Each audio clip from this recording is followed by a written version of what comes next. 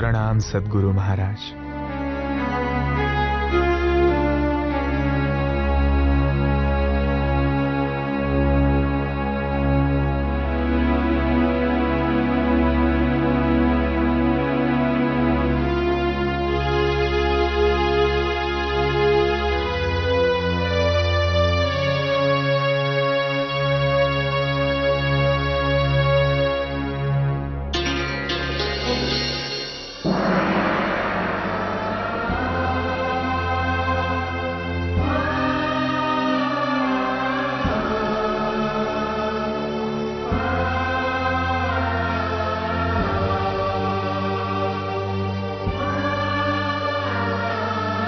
प्रणाम मंत्री महोदय। प्रणाम मिहिरराज जी, आइए। आप जूनागढ़ से यहाँ कब पधारे? मैं आज ही यहाँ आया हूँ मंत्री महोदय। यहाँ आकर पता चला कि कुतुब खान ने नगर को घेर रखा है और हमले की आशंका से सारी प्रजा भय से दुखी है। लेकिन क्या करें हम? 9 लाख रुपया मांग रहा है वो। कहां से लाएं इतना धन हम एक साथ? लेकिन कुछ न कुछ तो करना होगा, नहीं तो सारा नगर बर्बाद हो जाएगा। अब एक ही तरीका बचा है। यदि आप दीवान का कार्यभार संभाल लें और कुतुब खां को आश्वासन दें, यदि हमें कर चुकाने के लिए कुछ और समय की मोहलत मिल जाए तो हम कुछ न कुछ अवश्य कर पाएंगे। आपके विनती करने से शायद वो हमारी बात मान जाए। ठीक है, मैं दीवान का कार्यभार स्वीकार करता हूं। कहिए कब चलना है कुतुब खां के पास? हम कुतुब खां के पास कल ही चलेंगे। आप कल आ जाइएगा। ठीक है, अब मुझे आज्ञा दीजिए। प्रणाम। प्रणाम।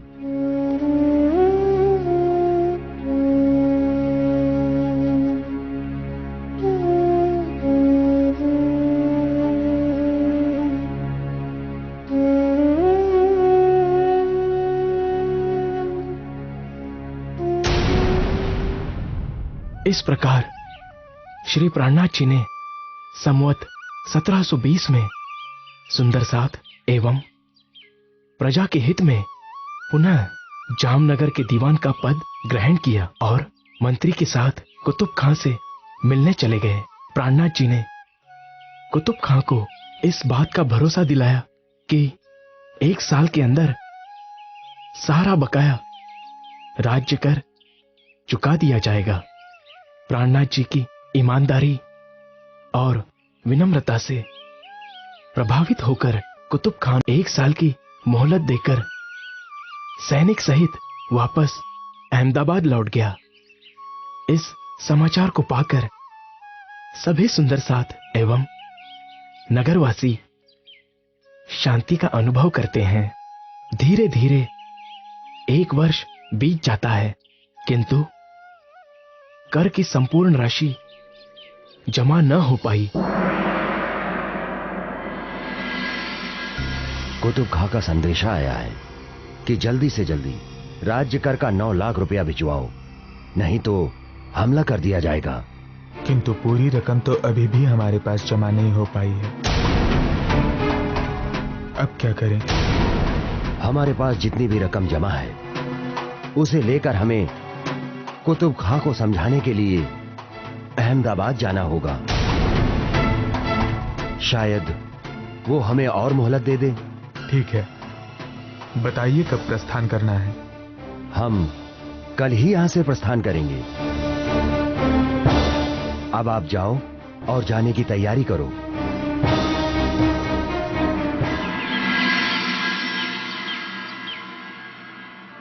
सभी धर्म ग्रंथों में 3 प्रकार की सृष्टि का वर्णन आया है। जीव सृष्टि, ईश्वरी सृष्टि और ब्रह्म सृष्टि। इन्हीं को कहीं जीव, हंस और परमहंस भी लिखा है और कहीं आम, खास और खासल खास भी लिखा है। हे प्राणनाथ जी, कृपा करके विस्तार से समझाइए, ये तीन सृष्टि किसे कहते हैं? जीव सृष्टि आदि नारायण के अंश रूप हैं। ईश्वरी सृष्टि अक्षर ब्रह्म की सूरताएं हैं और ब्रह्म सृष्टि अक्षरातीत पर ब्रह्म की आनंद रूपी सागर की लहरें हैं। वे परमधाम से आई हैं और जीव के ऊपर बैठकर मायावी खेल देख रही हैं। हे प्राणनाथ जी, इनमें से कौन सी सृष्टि सर्वश्रेष्ठ है और इनकी क्या महिमा है? इनमें से निसंदेह ब्रह्म सृष्टि ही श्रेष्ठ है, क्योंकि ब्रह्म सृष्टि को ब्रह्म के समान कहा गया है। उन्हीं के लिए इस क्षर जगत की रचना हुई है। समस्त धर्म ग्रंथ भी उन्हीं के लिए आए हैं। वे ही सारे जगत को एक परब्रह्म अक्षरातीत की पहचान कराएंगे और उनके लिए अखंड मुक्ति का द्वार खोलेंगे। फिर अपने निज घर परम धाम में अपने मूल तनों में जागृत होंगी, जहां एक पल भी समय बीता नहीं है। उन सभी ब्रह्मात्माओं के चरणों में कोटि कोटि प्रणाम।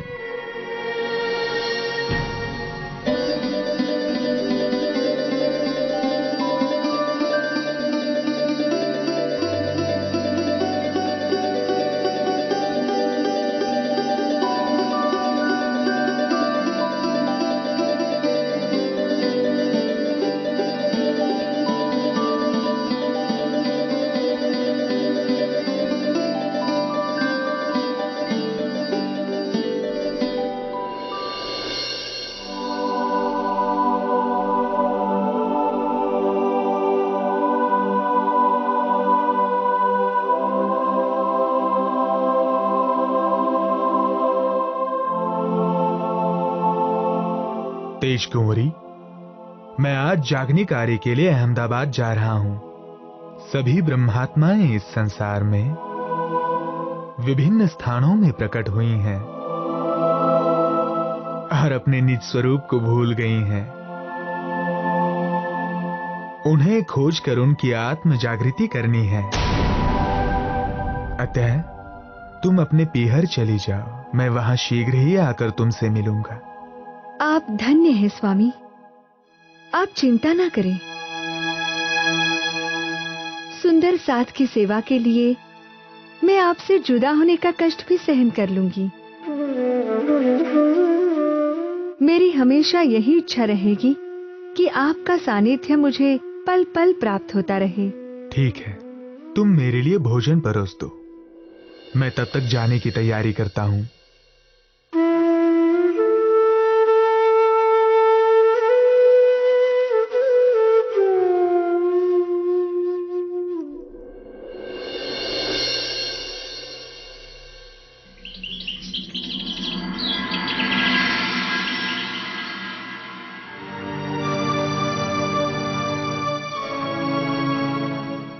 आदाब हुजूर आला, आपकी खिदमत में जामनगर के मंत्री और दीवान पेश होना चाहते हैं। जी हुजूर।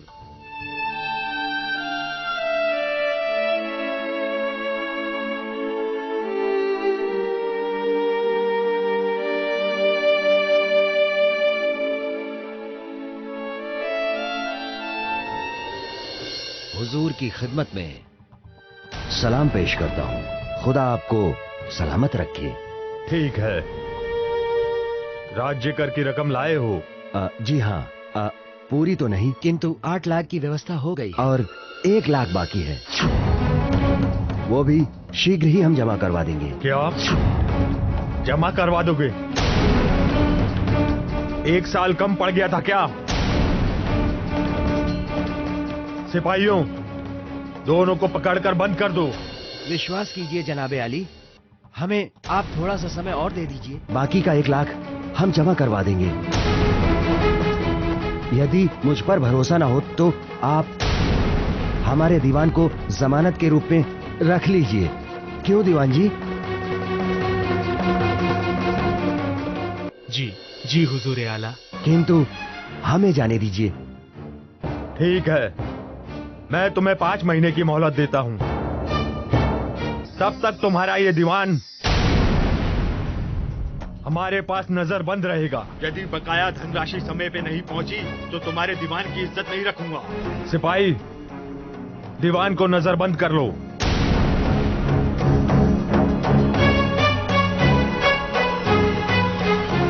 जिस तन में परब्रह्म का आवेश स्वरूप विराजमान हो, उन्हें वैसे भी क्या संकट हो सकता है।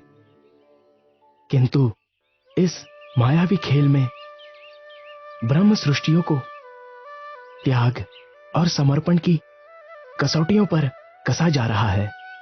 5 महीने में भी जब मंत्री ने बकाया राज्य कर जमा नहीं करवाया, तब कुतुब खां बहुत क्रोधित हुआ। तब श्रद्धा, सेवा और समर्पण के प्रतिमूर्ति कांजी भाई श्री प्राणनाथ जी को ढूंढते हुए धोराजी गांव में तेज कुंवरी जी के पास पहुंचे।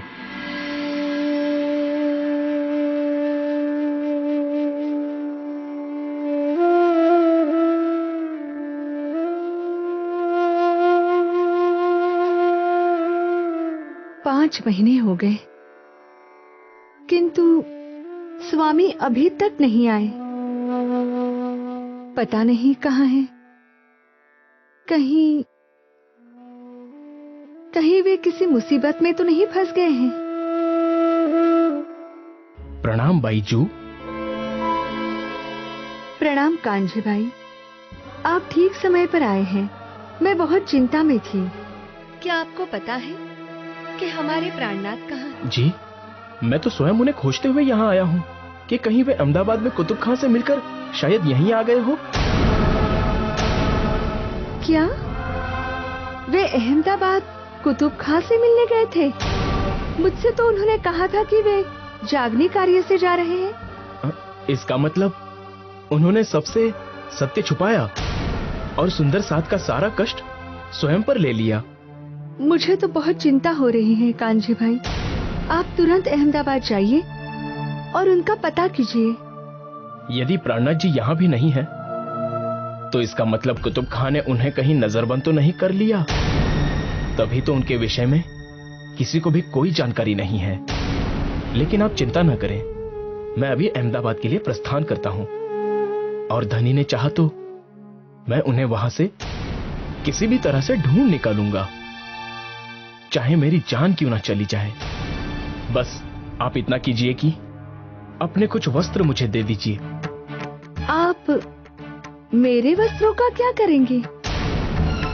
समय आने पर आपको सब पता चल जाएगा। बस अब विलंब ना कीजिए, मुझे अपने वस्त्र दे दीजिए। तेज कुंवरी ने जान लिया संकट में है नाथ, वस्त्र कान जी को दिए अति श्रद्धा के साथ। मन ही मन में आज निज प्रभु को नवाए शीश, दिया कान जी को सफल होने का आशीष, सफल होने का आशीष।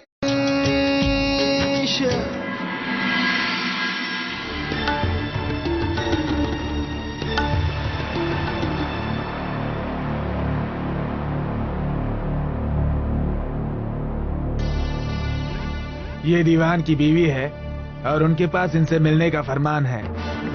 ठीक है मोहतरमा, आप अपने शौहर से मिल सकती हैं।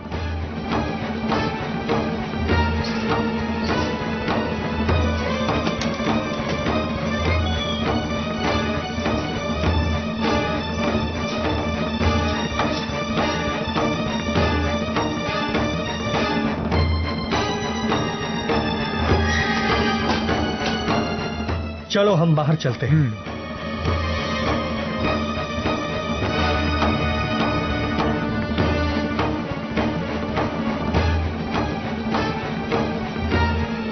कांजी आप? चौंकिए नहीं प्राणनाथ जी, और जल्दी कीजिए। आप मेरे वस्त्र पहनकर यहां से बाहर चले जाइए और मैं आपके स्थान पर यहां रुक जाता हूं। आप मेरे स्थान पर? नहीं नहीं, इससे तो आपका जीवन संकट में आ जाएगा। समझने का प्रयास कीजिए प्राणनाथ जी। सुंदर साथ और समस्त जगत के लिए आप जरूरी हैं, मैं नहीं। और वैसे भी श्री राज्य की कृपा से मुझे कुछ नहीं होगा।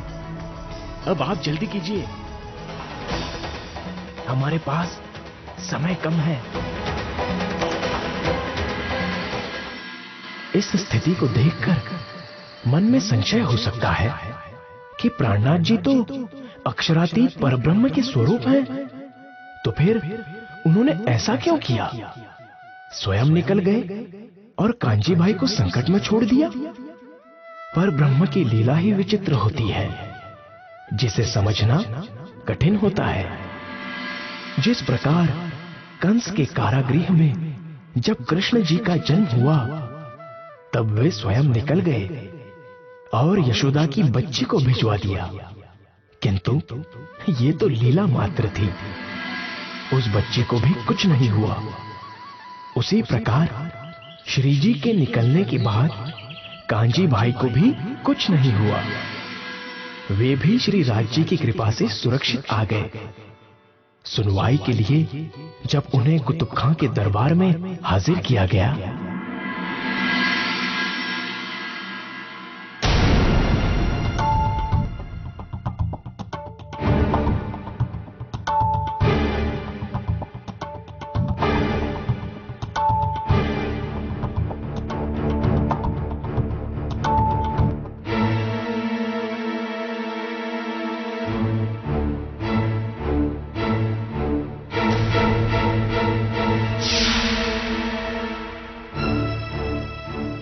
ये किसे पकड़ लाए तुम लोग?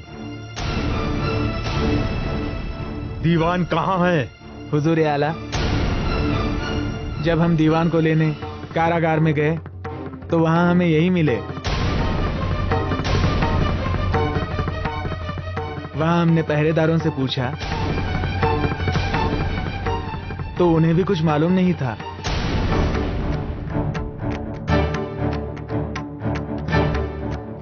यदि तुम अपनी जिंदगी चाहते हो तो सच सच बता दो, दीवान कहाँ है और तुम उसकी जगह कैसे आ गए? दीवान की नहीं, तुम अपनी चिंता करो कुतुब खां।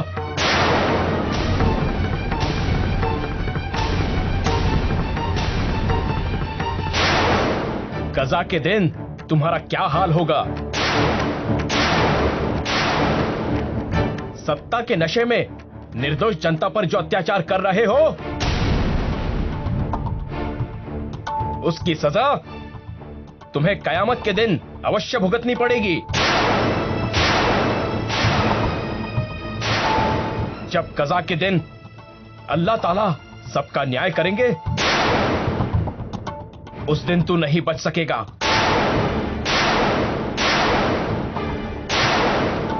तुझे दो जख्म में जलना पड़ेगा।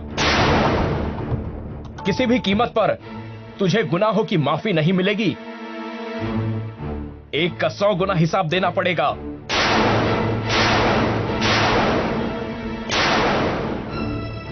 लगता है ये कोई दीवाना खुदा का फकीर है। इसे सिपाहियों ने गलती से पकड़ रखा है। यदि इसे हमने सजा दे दी तो इसकी बद्दुआ से हमारा नाश हो जाएगा। सिपाहियों, लगता है इसे किसी ने गलती से पकड़ लिया है। ये तो खुदा का नेक बंदा लगता है। वैसे भी ये दीवान तो है नहीं, इसलिए मेरा आदेश है इसे तुरंत छोड़ दिया जाए और रास्ते में इसे खाने के लिए अच्छा खाना भी दे दिया जाए, ताकि ये यहां से खुशी खुशी जाए और हमें दुआ दे। जी हुजूर आला।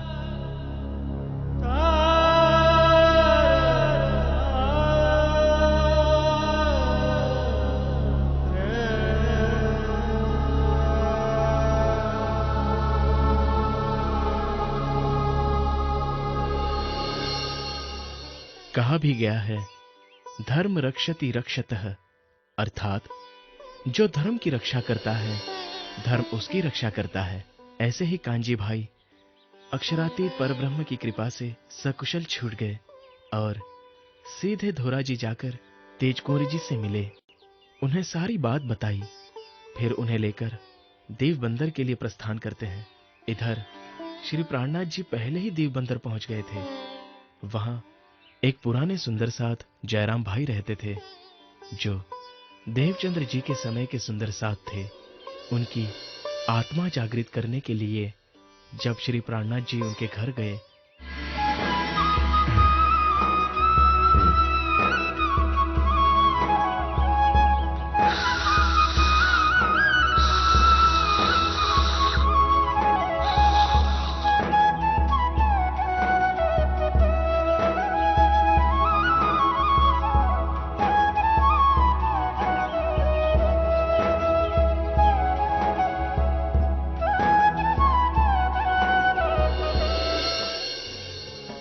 प्रणाम मिहिर जी।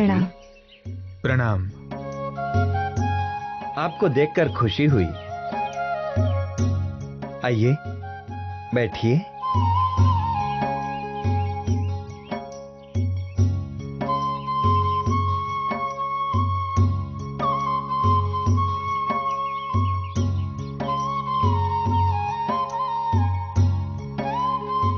बताइए कैसे हैं आप? कैसे यहाँ आना हुआ? जयराम भाई, यहाँ मैं आपसे ही मिलने आया हूँ, ये देखने के लिए कि माया में आपका क्या हाल हो गया है। इतना समय हो गया आपको सुंदर साथ बने हुए, किंतु आपने न किसी को ब्रह्म ज्ञान सुनाया और न किसी आत्मा की जागृति की। यहाँ तक कि सद्गुरु श्री देवचंद्र जी के धाम गमन के समय भी आप नौतनपुरी नहीं आए। आप इस माया की दुनिया में इतना रल गए हैं कि ये संसार ही आपको सच लगने लगा है। परम धाम की ब्रह्म सृष्टि होने के बावजूद आप निज घर को पूरी तरह भुला चुके हैं। मृत्यु का कोई भरोसा नहीं कि वो कब आ जाए, और आप वृद्धावस्था आने पर भी बर्तन बनाने के काम में लगे हुए हैं। आज तक दुनिया में किसी को भी इंद्रियों के भोगों से तृप्ति नहीं मिल सकी है। आपके दिल में तो दिन रात धाम धनी और निज घर की यादें बसी होनी चाहिए। ये तो बताओ कि इस बुढ़ापे में कब तक आप कांसे के बर्तन बनाते रहेंगे?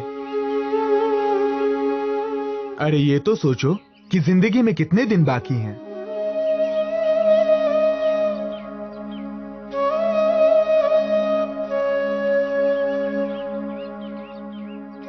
धिक्कार है मुझे और मेरे जीवन को, जो मैं इस झूठी माया में उलझकर अपनी आत्मा के प्रियतम अक्षरातीत श्री राज जी को भूल गया। ये तो राज जी की बड़ी कृपा हुई जो मेरी आत्म जागृति के लिए आपको यहाँ भेज दिया। निश्चित रूप से वे धाम धनी हमारे प्राणों के नाथ आपके हृदय धाम में विराजमान है।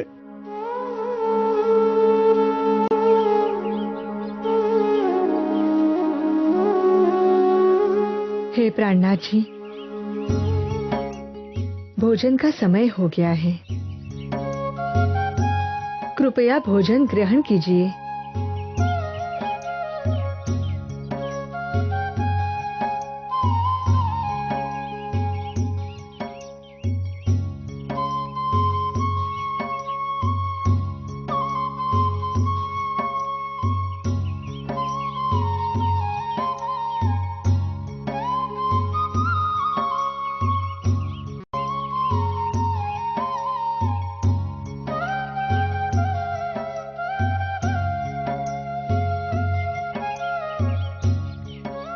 प्राणनाथ जी, अब आप थोड़ा विश्राम कर लीजिए। यात्रा से बहुत थक गए होंगे। हम यहाँ विश्राम करने नहीं आए हैं, बल्कि सभी आत्माओं को जगाने आए हैं। आसपास के सभी सत्संगी बंधुओं को एकत्रित करो, ताकि ब्रह्म ज्ञान के श्रवण से उनका आत्मकल्याण हो सके। जैसी आपकी आज्ञा प्राणनाथ जी। आओ, हम लोग सब ग्रामवासियों को आमंत्रित करके आते हैं।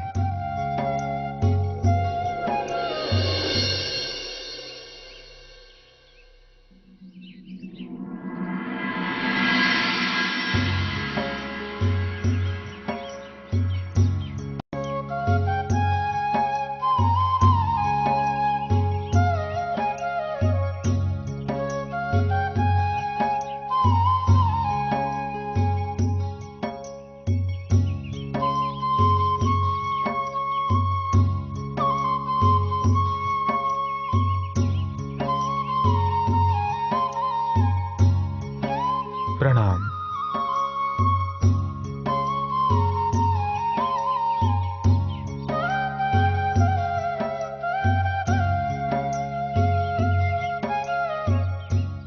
ये मनुष्य जीवन बहुत अनमोल है। 84 लाख योनियों में भ्रमण करने के बाद बहुत मुश्किल से हमें इसलिए मिला है कि हम अपने आत्म स्वरूप की और आत्मा के प्रियतम परब्रह्म अक्षरातीत की पहचान कर सकें।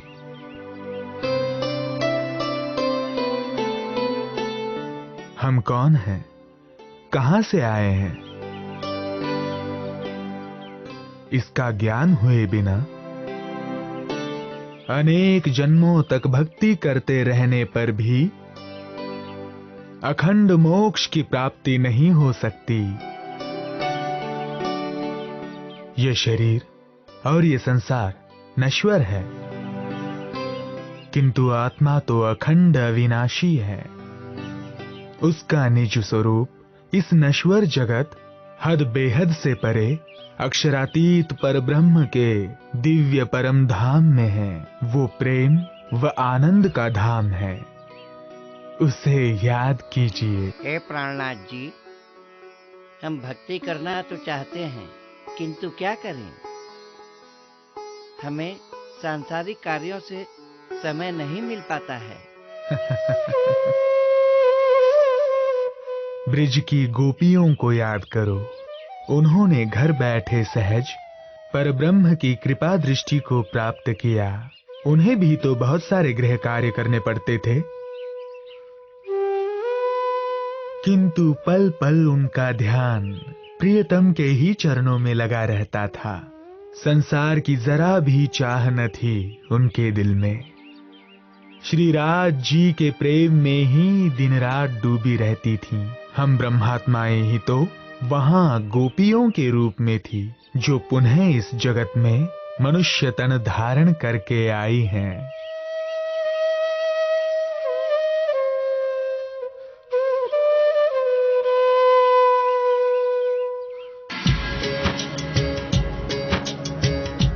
माया मद के मोह में खोए थे जो लोग, दूर प्रभु ने कर दिया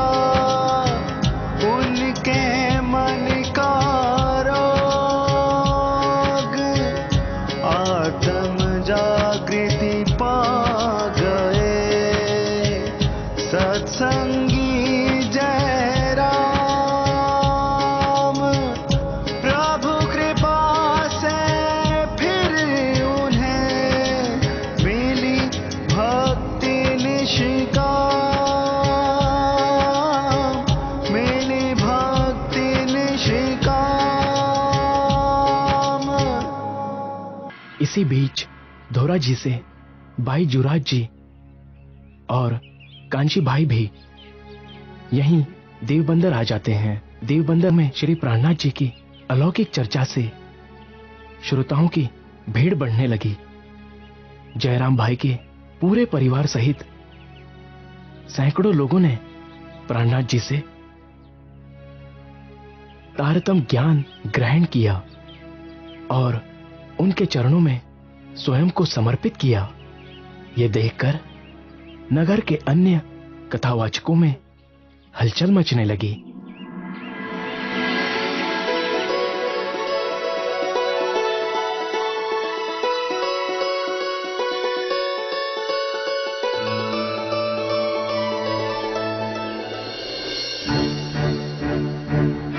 अरे रुको। प्रणाम पंडित जी। अरे प्रणाम बाद में, मुझे तुमसे कुछ बात करनी है। क्या बात है? तुम सब आजकल मेरी कथा में क्यों नहीं आते? पंडित जी, जब से जयराम कंसारा के घर प्राणनाथ जी आए हैं, तब से हम सब वही ज्ञान चर्चा सुनने जाते हैं। क्यों? वो ऐसा कौन सा अनोखा ज्ञान सुनाता है जो मैं नहीं सुनाता? वे हमें अखंड ब्रज और रास का अलौकिक ज्ञान सुनाते हैं जो हमने पहले किसी से नहीं सुना। और यही नहीं, वे तो इससे भी आगे दिव्य परम धाम का वर्णन भी सुनाते हैं। अरे वो सब तो मैं भी सुना सकता हूँ। अच्छा, तो पंडित जी कृपा कर बताइए कि महाप्रलय में जब 14 लोकों का लय हो जाएगा तो अखंड ब्रज व रास लीला कहाँ रहेगी? अच्छा, ये बताइए कि क्षर और अक्षर के परे सच्चिदानंद परब्रह्म कौन है और उनका स्वरूप कैसा है? इस संपूर्ण दृश्यमान क्षर जगत से परे बेहद मंडल है जहाँ आज भी श्री कृष्ण जी की ब्रज एवं रास लीलाएं अखंड रूप से चल रही है। और इस बेहद मंडल से भी परे अक्षरातीत परब्रह्म का दिव्य परम धाम है। अब आप जान गए कि वो कैसा अनोखा ज्ञान सुनाते हैं। मेरी मानिए तो आप भी हमारे साथ प्राणनाथ जी की ज्ञान चर्चा में चलिए और ब्रह्म ज्ञान श्रवण कर अपना कल्याण कीजिए। जाओ जाओ।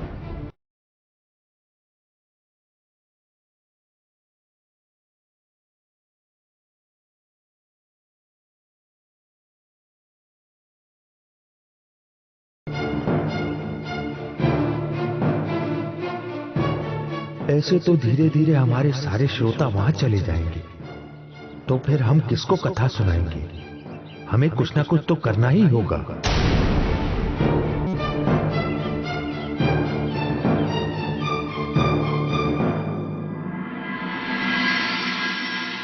भाई, हम तुम्हारे पास बड़ी आस लेकर आए हैं। तुम्हारा फिरंगी बादशाह के दरबार में आना जाना रहता है, इसलिए हमारी मदद तुम ही कर सकते हो। अरे भाई, मैं यहाँ कोई समाज सेवा करने नहीं आया हूँ जो मुफ्त में सबकी मदद करता फिरूं। यहाँ तो हर चीज के दाम लगते हैं, दाम। इसलिए पहले दाम बोलो, फिर काम बताओ। उसके बाद मैं तय करूंगा कि ये काम करूंगा या नहीं। ये रही काम की पेशगी। तुम बस एक बार हमारी बात बादशाह तक पहुंचा दो, हम तुम्हें मालामाल कर देंगे। ये हुई ना बात। अब बताओ, बादशाह से क्या कहना है? तुम बादशाह से जाकर कहो कि प्राणनाथ नाम का एक महात्मा आपके नगर में आया है जो सभी देवी देवताओं की निंदा कर रहा है। वो सभी नगरवासियों को भ्रमित कर रहा है, इसलिए उसके खिलाफ सख्त कार्रवाई करें। बस इतनी सी बात? ये तो मेरे बाएं हाथ का खेल है। आखिर मैं बादशाह का खास आदमी हूँ। मैं बादशाह के ऐसे कान भरूंगा कि उस प्राणनाथ को यहाँ से 9-2-11 कर देंगे।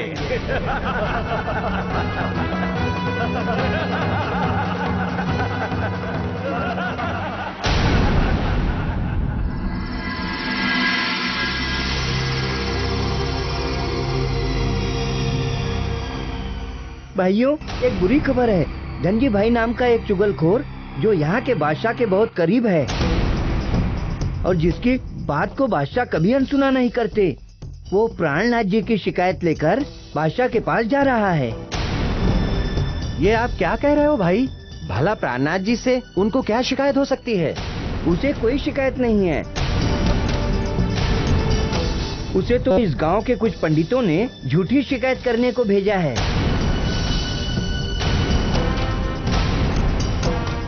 क्योंकि प्राणनाथ जी के यहाँ आने से हम लोग उनकी कथा सुनने नहीं जाते हैं। यदि ऐसा हुआ तो समझो उनके साथ साथ हम सबकी भी शामत आ जाएगी। हम सबको बादशाह का बहुत जुल्म सहना पड़ेगा।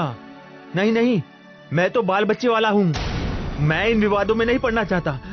मैं तो कह दूंगा कि मैं कभी भी जयराम कंसारा के वहाँ कथा सुनने गया ही नहीं। मैं तो दूसरे गांव चला जाऊंगा, अभी इसी समय। चलो चलो। हाँ हाँ।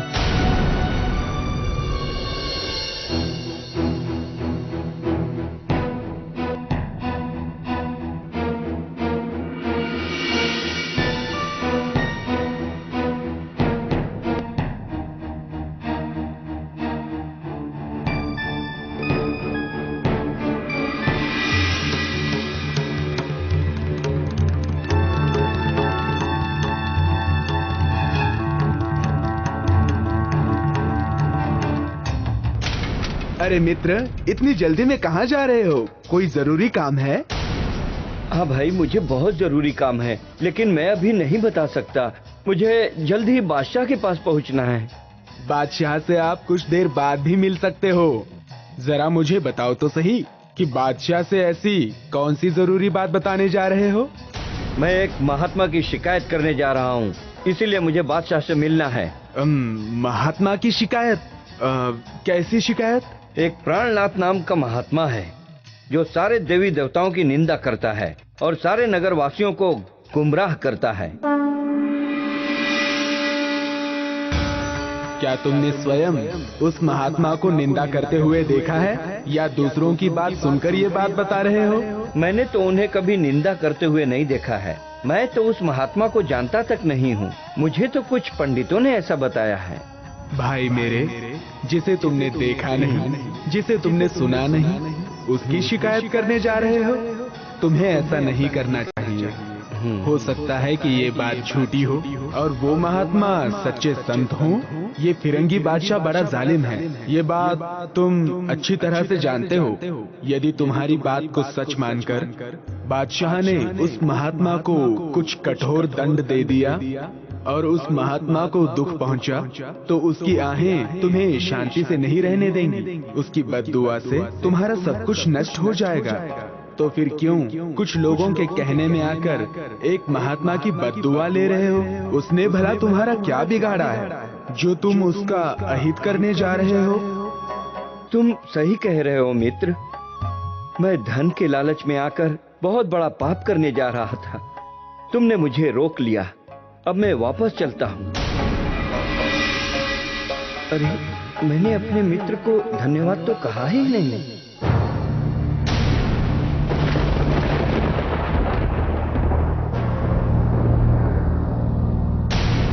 अरे, वो इतनी जल्दी कहाँ चला गया? कुछ समझ में नहीं आ रहा है।